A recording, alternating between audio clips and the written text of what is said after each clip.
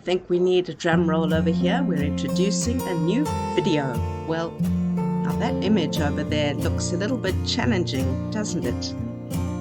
I guess it's because I'm going through some transition and there's a lot of change taking place, but this video is all about growth and new beginnings. So let's jump into it. Before we start, I've had 2 questions come in that I'd like to answer, and I think that they'll open the door to a lot of what the growth and change is that's taking place. So the first question that came in is, I have a question related to your most recent video. I'm not quite sure how to ask this question, but when you think about your career as an occupational therapist, with all the benefits and the problems that you've described, if you had the opportunity to go back in time and to do your career over again, would you still become an occupational therapist? Would you still study OT? That's a very good question, and I've thought about it a lot, and it's a question that held me back for a while on promoting my book about what occupational therapy is. The truth is that I've been an occupational therapist for 30 years, and if I knew when I was starting occupational therapy, if I knew what I've discovered and learnt up in the 30 years, if I knew now about occupational therapy and about art, I wouldn't study occupational therapy. I would pursue my passion of art, and I would add to it the business skills that I need in order to make my art career a success. I think all these years later, from watching various videos and reading blog posts and meeting other artists, I didn't need to decide on a direction of career as such. I needed to know how I could use my art and my love of art and what kinds of courses I should be focused on studying. I think knowing now what I've discovered, there are a number of artists who say that by experimenting with different mediums and techniques and developing your skills, that your style as an artist naturally comes out. The type of medium that you prefer working in becomes apparent as well.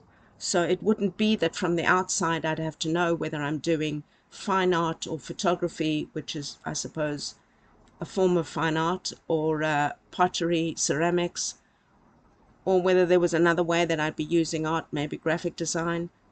But graphic design I don't think is what I really wanted to get into. There are options and opportunities available, and the thing is that I didn't have to know that from the outside. I could have studied art, developed my skills, and allowed my natural style as an artist to come to the fore. So if I had the ability to go back in time, I would pursue art and add to it the business skills that I need to learn to become a successful artist. But the thing is that now, in reality, I am an occupational therapist, and I have all this knowledge that I've gained, both my professional knowledge and from observation of working with people and just life experience, certain information that I'd like to share, and I'd like to share it in various formats. So I hope that that answers your question. It perhaps opens the door to some more questions, but I hope that that answers your question. The second question that was sent in was, if you're wanting to be an artist as you described in your first video of your artist journey, why is it that you say in the most recent video that you're writing books, creating videos, and doing online courses? Well, now that's a really good question, and there are 2 parts to the answer. As I said, I have certain knowledge that I wish to share, and so I'm hoping to do so not only through my art or my paintings and drawings, but also through books, videos, and courses. Incidentally, writing books and doing the videos and courses is quite creative too. So it's not as though I'm sidestepping being creative. There's a lot of creativity involved there as well. But now, here's a business tip. When I wanted to study art, people said to me I'd be a starving artist. I have a list of books and online courses that I want to write and to create. And I've been working strategically on how to be able to make those become a reality. The thing is that in working on the start of those books and in exploring what the possibility is to create online courses, and also what I need in order to become a successful artist, I identified from a couple of videos that the more than one can devote to improving one's skills and to working on art, the better artist one can become. That makes a lot of sense to me. So I realized that I need to be able to set aside at least 2 to 4 hours, preferably 4 hours a day, to be involved in art. And I need to have some kind of an income that's going to allow me to do that. So what I'm doing is, as I say, working strategically to be able to develop some passive income. And I'm hoping that through the sales of books, by marketing myself or sharing my story or developing this YouTube channel, so having the videos on the YouTube channel, and also through the courses that I want to create, which I have not yet started doing, that would become some kind of a passive income to allow me to develop and explore and progress as an artist. So it's really, in a way, it's setting aside a certain amount of time in order to enable me to create the income I need to become the artist that I want to be. Part of that also is also sharing some of my art, because a few of the books that I have in mind that I want to create do include some of my art. So it's not completely digressing from my art. And as I say, it's using creativity too. Moving from occupational therapy to art really has been a strange experience. There are a lot of mixed feelings that have come up, which I didn't anticipate. And there are certain times that I've felt rather lost and rather overwhelmed. At times, I couldn't even allow myself to do the art that I really wanted to do. And so creating the books and being involved in the writing has been one aspect of being able to get to figure out how to be able to create a path moving forward. So it's not completely a diversion from my art, although sometimes it has been, and I'm going to have to revisit that a couple of times and make sure that I'm not preventing myself from having the time that I need to do the art that I want to do. I'm hoping that if I work systematically, that I'll be able to get to have a structure and a format to enable me to have some income coming in that will enable me to do any art courses that I want, or just involve myself in doing a lot more art. A couple of days ago, my husband asked me what kind of a 30-day challenge would I consider doing if I did one. And I thought about it a little bit, and I thought that's an excellent idea of how to get unstuck with some of the tasks and the goals that I need to get done and to progress, to move through, to progress in order to get from where I am now to where I'm needing to go and wanting to go. The other thing is that on this YouTube channel, I've been stuck for quite a while as to how to share my art or what kinds of videos to do. As I said in one of my videos, I think that I don't feel comfortable teaching or tutoring or doing any tutorials as an artist.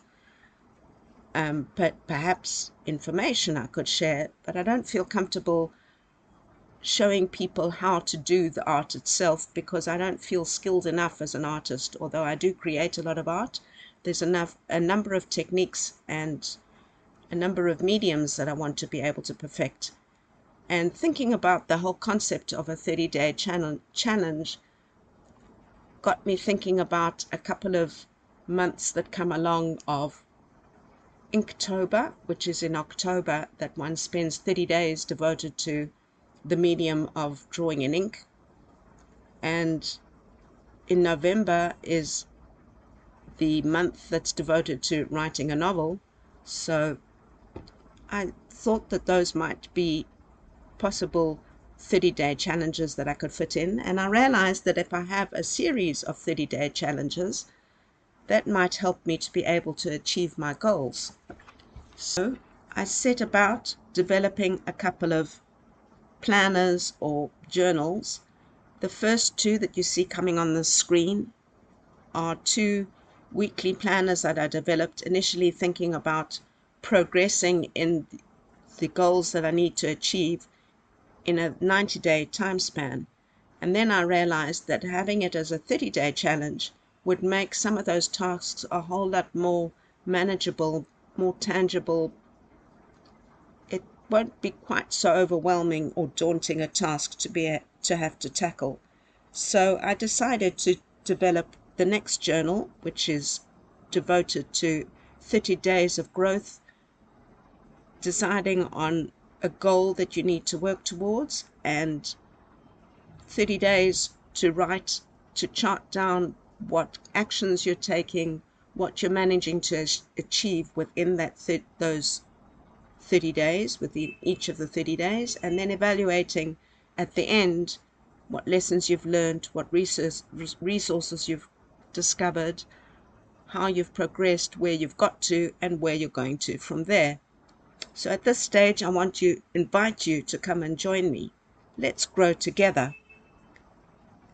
As I said, I have lots of goals, and the first one, or the first issue that I have, is my website, which I've been making changes on and come up against a number of issues. So I'm hoping that dedicating 30 days to resolving those problems will help me to get my website up and running and functional.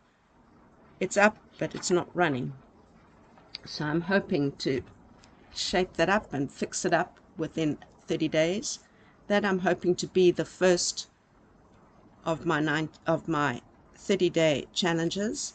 I have a number of others that I've written down, and I might ask you which of the next challenges or goals you'd like to see me working on. I'm considering sharing some of my art of how I progress. For example, in October, I'd like to go back and do working on drawing in ink.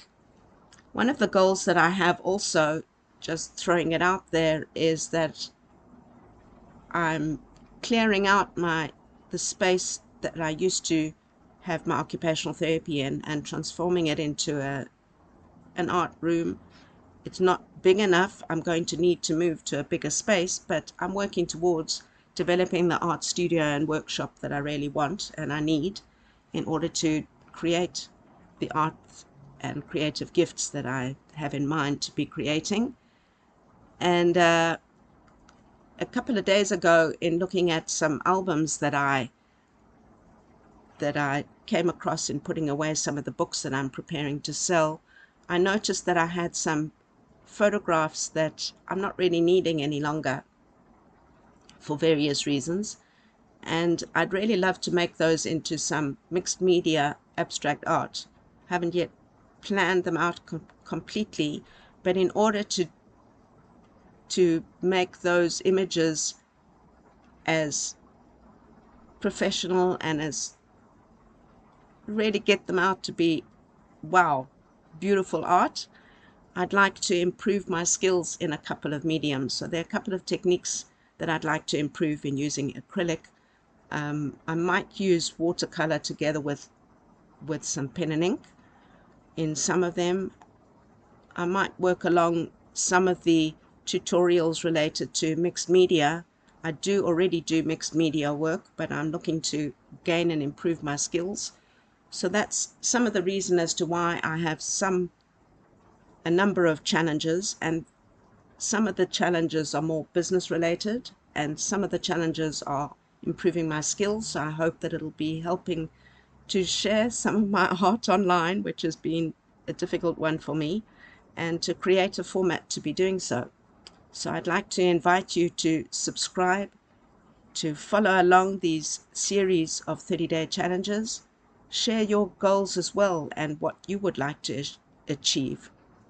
In the notes, you'll find links to the journals that I shared. So those 2 weekly planners, which are actually prepared for 90 days, and the one that I've been creating now for 30 days. I aim to create a few more and to order this 30-day challenge journal so that I can work through it myself as I'm going through my own 30 days and see what other writing prompts I might need, or some other formatting, changes to formatting, a little bit more structure perhaps. This particular journal was created that it's perfect for somebody who enjoys to have free rein to do their own writing and they don't want too much structure. Some people like to do journaling like that, and some people like more of a workbook to work through. So I'm hoping to create a little bit of variety, some other kinds of journals, and I'll be sharing more as I come to create them or as I grow along the way. So once again, I want to invite you to join me along this journey. Let's grow together and achieve our goals, set our goals, positive goals, I hope, goals that are going to help to promote health, wealth, healing, peace, inner peace, peace in the world, spreading kindness, lots of good things to be working on, and I invite you to join me to do it together. And along the journey, I hope to be sharing a little bit of my art too. Maybe a lot of my art. We'll see how it goes. It's Shoshana Shea coming to you from Yerushalayim, Ira Kodesh, from Jerusalem, the holy city of Jerusalem. And I thank you for watching this video, and I look forward to seeing you in another one. Bye for now.